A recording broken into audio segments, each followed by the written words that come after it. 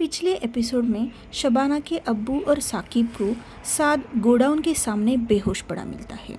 उसकी हालत बहुत ख़राब होती है, इसलिए शबाना को देखने का प्रोग्राम कैंसिल करने का तय होता है।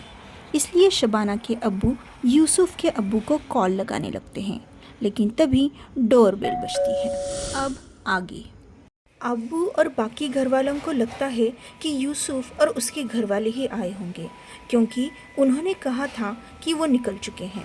अब शबाना और उसके परिवार को बहुत टेंशन आता है कि क्या करे, कुछ समझ ही नहीं आ रहा होता, क्योंकि अभी उनकी तैयारियां बाकी रहती हैं। शबाना तो तैयार हो चुकी होती है, लेकिन अभी मिठाई और कुछ नमकीन लाना बाकी था, और ऊपर से साद की हालत खराब थी।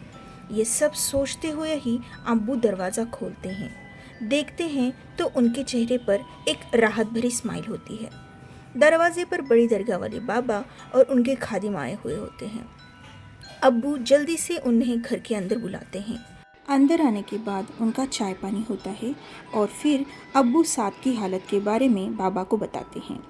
ये सुनते ही बाबा तुरंत ही अब्बू को साद के पास चलने को कहते हैं। साद के पास जाने के बाद वो साद के सर पर हाथ रखते हैं और अपनी आंखें बंद करते हैं। अभी भी उसका बदन तप रहा होता है। उसके सर पर हाथ रखते ही बाबा को वो सब दिखाई देने लगता है जो साद ने अभी बेहोशी से पहले अनुभव किया था। बाबा झट से अपनी आंखें खोलते हैं।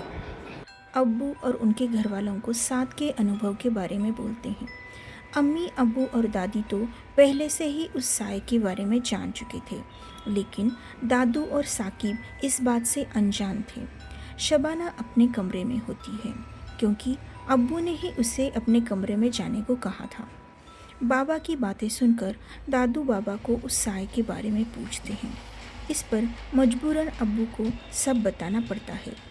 अब्बू की बातें सुनकर दादू को आश्चर्य नहीं होता, क्योंकि उन्हें इस बात का अंदाज़ा हो चुका था कि शबाना के पीछे कुछ बला ज़रूर है जो उसकी शादी नहीं होने दे रही। अम्मी, अब्बू और दादी को दादू का रिएक्शन देखकर अच्छा लगता है।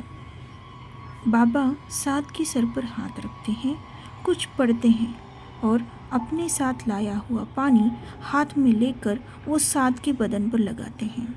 तो थोड़ी देर में ही साद की आंखें खुलती है और वो सबको आश्चर्य से देखने लगता है। अब्बू को पूछता है, अब्बू यहाँ मैं कैसे आया? और वो आदमी, ऐसा बोलते ही उसे वो साया फिर से याद आने लगता है। फिर से उसके आंखों के सामने वो चेहरा आता है। उसे ऐसा लगता है कि वो साया दरवाजे में खड़ा है और उसी की तरफ देख रहा है, इसलिए साद की आवाज़ गले में ही अटक जाती है। बाबा उसकी हालत देखकर कुछ पढ़ने लगते हैं और फिर से उसके सर पर वापस हाथ रखते हैं, तो साद अब नॉर्मल महसूस कर रहा होता है। सबकी जान में जान आती है। वो लोग बाबा का शुक्र अदा करने लगते हैं, तो बाबा उन्हें खुदा का शुक्र अदा करने को बोलते हैं। अब बाबा अब्बू को बोलकर पूरा घर देखने लगते हैं। सबसे पहले वो टेरेस पर जाते हैं। वहाँ टेरेस के चारों कोनों में मिट्टी जैसी कुछ चीज़ डालते हैं और थोड़ा पानी डालकर चिपकाते हैं, और वो चीज़ ऐसे चिपक जाती है जैसे फेविकॉल से चिपका दिया हो। अब अब्बू एक एक करके हवेली के हर कमरे में जाकर वो चीज़ चारों कोनों में चिपकाने लगते हैं। उनका खादिम भी उनके साथ मिलकर उनकी मदद कर रहा होता है। अब आखिरी में वो शबाना के कमरे में आते हैं। शबाना को अम्मी किचन में बुलाती है। शबाना के कमरे में आते ही बाबा को ऐसे लगता है मानो वहाँ कुछ ऐसी चीज़ है जो शबाना पर हावी हो रही है, शबाना को खुदा से दूर कर रही है। शायद इसी चीज़ की वजह से शबाना को खुदा पर उतना यकीन नहीं होता। बाबा वो चीज़ ढूंढने की कोशिश करते हैं, लेकिन उन्हें समझ नहीं आता कि वो चीज़ कहाँ पर है। इसलिए बाबा मिट्टी जैसी चीज़ उस रूम के चारों कोनों में चिपका देते हैं, और तभी उनकी नज़र उस कमरे के वार्डरोब की तरफ जाती है। उन्हें पक्का यकीन हो जाता है कि वो चीज़ इसी वार्डरोब में कहीं है। इसलिए बाबा खादिम को इशारा करते हैं और दोनों वार्डरोब का डोर खोलते हैं। वो लोग पूरा वार्डरोब खाली कर देते हैं, लेकिन उन दोनों को कोई ऐसी चीज़ नहीं मिलती है जिस पर वो शक कर सके। फिर निराश होते हुए जब वो डोर बंद करने लगते हैं, तब उन्हें वहाँ पर एक किचन दिखता है जिस पे एक डॉल लगी होती है। वो किचन बाबा हाथ में लेते हैं तो उन्हें एक झटका सा लगता है। बाबा के हाथ से वो किचन वार्डरोब के नीचे रोल करता हुआ जाता है, इसलिए बाबा का खादिम उसको उठाने के लिए नीचे झुकता है। वार्डरोब के नीचे जगह कम होती है और अंधेरा भी होता है, इसलिए अंदाजे से ही खादिम अपना हाथ डालकर वो कीचेन ढूंढने लगता है। उसके हाथ कुछ लगता है, इसलिए वो चीज़ खींचने लगता है तो अचानक कोई उसका हाथ पकड़ लेता है और उसे अपनी तरफ खींचने लगता है। खादिम बाबा को आवाज़ देने लगता है। अब्बू और बाबा उसको बाहर निकालने लगते हैं, पर कोई ज़ोर से उसे अंदर की तरफ खींच रहा होता है।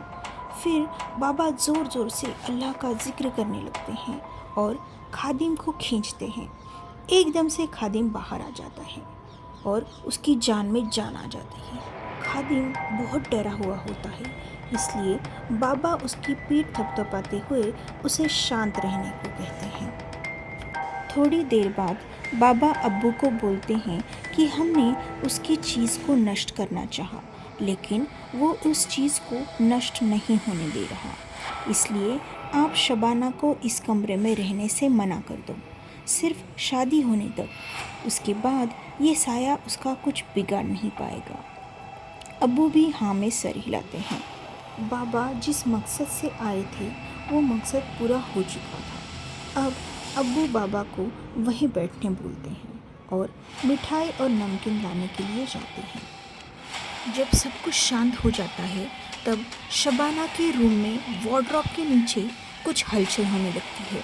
वो कीचेन को लगी डॉल बाहर आ जाती है, मानो उस डॉल में जान आ गई हो। वो डॉल कमरे से बाहर निकलने की कोशिश करती है, मगर अभी थोड़ी देर पहले बाबा ने जो चारों कोनों में मिट्टी जैसी चीज़ चिपकाई थी, उसकी वजह से वो डॉल बाहर नहीं आ पाती और वापस वार्डरोब के नीचे चली जाती है।